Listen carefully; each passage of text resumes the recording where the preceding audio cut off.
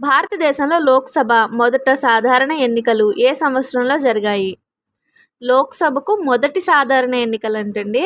Option 1 1950, option 2 1955, option 3 1952, option 4 1953.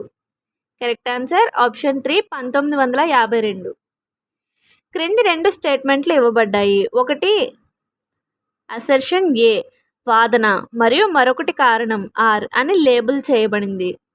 వాదన ఏంటంటే కేంద్ర చట్టాల రాజ్యాంగ చెల్లుబాటుకు సంబంధించి భారత సుప్రీంకోర్టు ప్రత్యేక అధికార పరిధిని కలిగి ఉంది. కారణం ఏంటి? ఆర్ సుప్రీంకోర్టు భారత రాజ్యాంగానికి సంరక్షకుడు. దిగువ ఇవ్వబడిన కోడ్ల నుండి సరైన సమాధానాన్ని ఎంచుకోండి.